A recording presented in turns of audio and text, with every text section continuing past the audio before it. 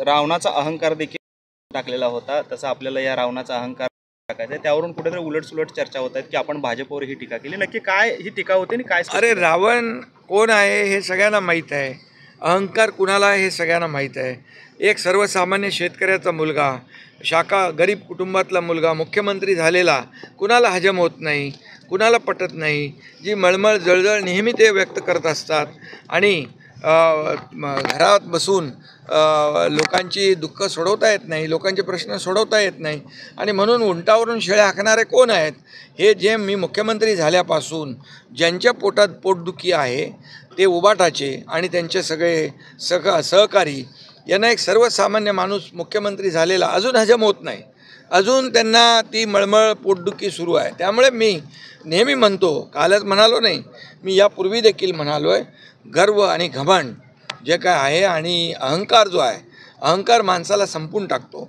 अहंकाराने रावणाची लंकाही तरीसुद्धा मी सांगत असतो की माझ्यावर जे आरोप करतायत, माझ्यावर जे टीका करतायत, मला पाण्यात पाहतायत, त्यांनी कधीतरी आत्मपरीक्षण करावं, आत्मचिंतन करावं. हा एकनाथ शिंदे सर्वसामान्य कार्यकर्ता तर मुख्यमंत्री झाला हे त्यांना बिलकुल हजम झालेलं नाही. त्यामुळे त्यांना नेहमी एकनाथ शिंदे पाण्यात दिसतो. काय त्याला म्हणतात, धनाजी संताजी, मोगलांना आपल्या घोड्या पाणी पिताना देखील त्यांना घोड्यांना सुद्धा दिसायचे. तसं यांचं बसता उठता झोपता एकच, एकनाथ शिंदे. एकनाथ शिंदेच्या नावाशिवाय त्यांना झोप लागत नाही, त्यांना भूक लागत नाही आणि त्यांचा दिवस पूर्ण होत नाही.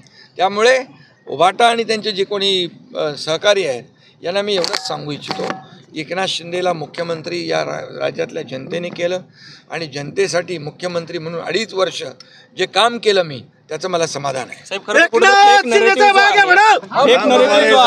सामनाच्या माध्यमातून कुठेतरी फेक नरेटिव्ह आपल्या बाबतीत निर्माण केला जातं असं वाटतं का? कारण काल सामनामधून हे पहिल्यांदा सामना, आता त्याचं उत्तर द्यायला मला खरं म्हणजे आवश्यकता वाटत नाही.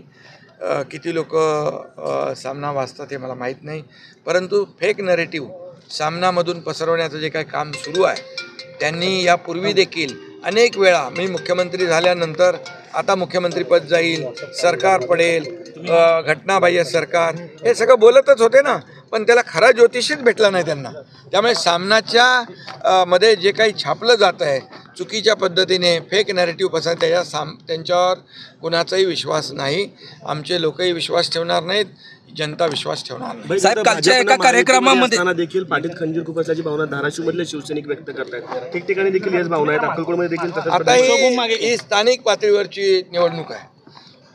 लोकसभेला मोदीजींच्या साठी आम्ही सर्व एकत्र होतो. लोकसभेला देशामध्ये मोदीजींचे हात बळकट केले, महायुतीमध्ये विधानसभेला महायुती जिंकली. हे स्थानिक पातळीवरचं जे काही कार्यकर्त्यांच्या भावना असतात, अपेक्षा असतात निवडणूक लढवण्याची, त्यामध्ये निवडणूक आम्ही विरोधात लढवली याचा अर्थ मित्राचे शत्रू नाही झालो आम्ही. त्यामुळे आमचा शत्रू महाविकास आघाडीचा आहे आणि तोच राहणार आहे. साहेब, कालच्या कार्यक्रमामध्ये तुमच्या साहेबांच्या मध्ये 2 खुर्च्या होत्या, त्यामुळे जे ते एक नाराजी नाट्य आहे का? प्रश्न तुम्हीच, उत्तर हे तुम्हीच घडवता सगळं. अरे मध्ये ज्यांचा सत्कार होता, नीता भावे अंबानी, मुकेश अंबानी हे तिथे येणार होते. त्या खुर्च्या म्हणजे ते सत्कार मूर्ती होते. एका बाजूला मुख्यमंत्री होते, दुसऱ्या बाजूला मी होतो.